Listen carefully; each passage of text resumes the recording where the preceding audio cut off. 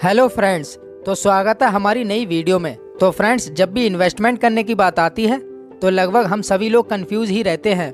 आखिर किस प्रकार से इन्वेस्टमेंट किया जाए कि हमें ज़्यादा से ज़्यादा प्रॉफिट हो सके। क्या धीरे धीरे हर महीने एक छोटा सा अमाउंट इन्वेस्ट करना सही रहेगा या फिर एक बार में ही बड़ा और भारी भरकम अमाउंट इन्वेस्ट करना।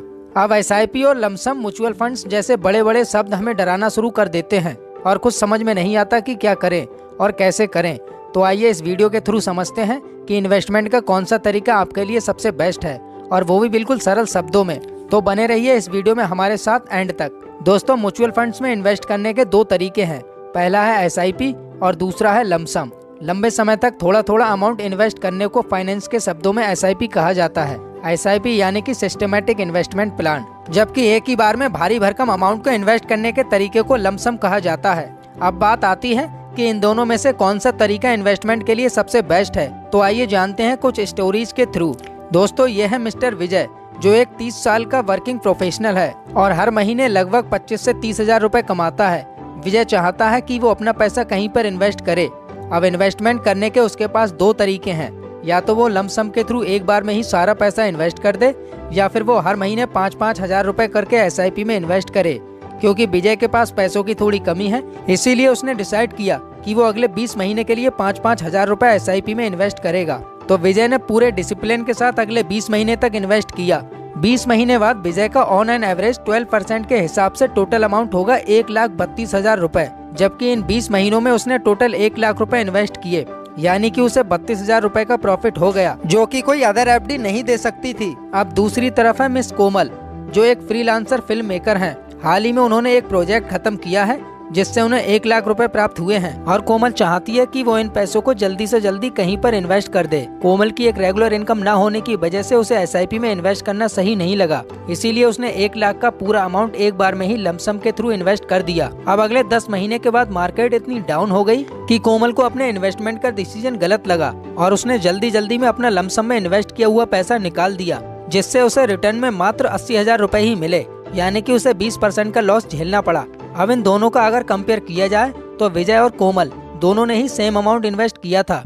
विजय ने SIP के थ्रू इन्वेस्ट किया, जबकि कोमल ने लमसम के थ्रू इन्वेस्ट किया, लेकिन एक को 12% का प्रॉफिट हुआ और दूसरे को 20% का लॉस। तो दोस्तों, इस एग्जाम्पल को देखकर आपको यही लग रहा होगा कि SIP में इन्वेस्ट करना सही है और लमसम में पैसा इन्वेस्ट करना सही नहीं है, लेकिन ऐसा बिल्कुल भी नहीं है। दरअसल ये आपके इन्वेस्ट करने के तरीके और मार्केट के बारे में आपकी समझ पर डिपेंड करता है। SIP एक ऐसा तरीका है जो लॉन्ग टर्म में बियरिश मार्केट के लिए बेस्ट ऑप्शन है, वहीं लमसम एक शॉर्ट टर्म है और बुलिश मार्केट के लिए सबसे बेस्ट इन्वेस्टमेंट का ऑप्शन है। आइए इसे भी एक स्टोरी के थ्रू समझते हैं। दो दोस्त होते हैं, एक का नाम है श्याम और दूसरे का नाम है राजेश। श्याम एक गवर्नमेंट एम्प्लॉई है जिसकी मंथली एक फिक्स्ड इनकम है, और राजेश एक बिजनेसमैन है जो स्टॉक मार्केट के बारे में बहुत अच्छी समझ रखता है। अब साल 2010 में दोनों डिसाइड करते हैं कि वे अपने पैसों को कहीं न कहीं इन्वेस्ट करेंगे। श्याम की एक फिक्स्ड इनकम होने की वजह से वो डिसाइड करता है कि वो पर मंथ 5,000 रुपए SIP में इन्वेस्ट करेगा, वो भी पूरे 10 साल के लिए। लेकिन राजेश एक बिजनेसमैन था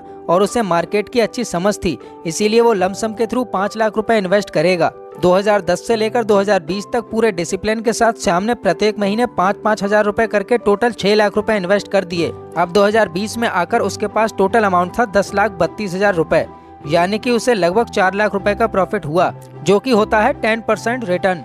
वहीं दूसरी तरफ राजेश ने 5 लाख रुपए लमसम के थ्रू इन्वेस्ट किए थे, जो 2020 में आकर हो गए थे 30,95,000 रुपए, यानी कि उसे 26 लाख रुपए का प्रॉफिट हुआ, जो कि होता है 20% रिटर्न। अगर इन दोनों को कंपेयर किया जाए तो हमें देखने को मिलता है कि श्याम और राजेश दोनों ने ही 2010 में ही इन्वेस्टमेंट करना शुरू किया था और दोनों ने ही सेम टाइम यानी 10 सालों के लिए इन्वेस्ट किया था। लेकिन इसके बावजूद भी श्याम को रिटर्न मिलता है 10% का और राजेश को रिटर्न मिलता है 20% का।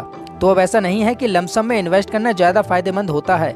जैसा कि हमने पहले भी कहा है कि यह डिपेंड करता है आपके इन्वेस्टमेंट के तरीके और मार्केट पर कि मार्केट बियरिश है या बुलिश। अब दूसरे एग्जाम्पल में राजेश को अच्छी नॉलेज थी, इसीलिए उसे पता था कि 2010 में फाइनेंशियल क्राइसिस के कारण मार्केट बहुत डाउन चली गई है, लेकिन आने वाले समय में मार्केट इस पॉइंट से नीचे नहीं बल्कि ऊपर ही जाएगी, यानी कि मार्केट बुलिश होगी।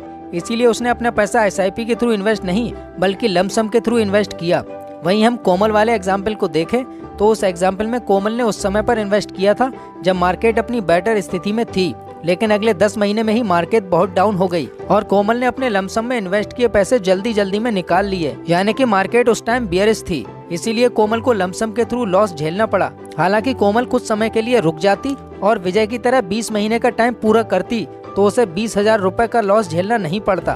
फ्रेंड्स, जहां लमसम आपको हाई रिटर्न्स देने की क्षमता रखता है तो वहीं उसमें हाई रिस्क भी होता है। दूसरी तरफ SIP है जिससे आपको लॉन्ग टर्म में एक लिमिटेड रिटर्न मिलता है, लेकिन उसके साथ रिस्क भी बहुत लिमिटेड होता है। जिस तरीके से हर चीज के प्रोज और कॉन्स होते हैं उसी तरह से लमसम और SIP के अपने अपने प्रोज और कॉन्स होते हैं। ये फुल्ली डिपेंड करता है आप पर कि आपकी सिचुएशन कैसी है, आपको मार्केट की नॉलेज कितनी है।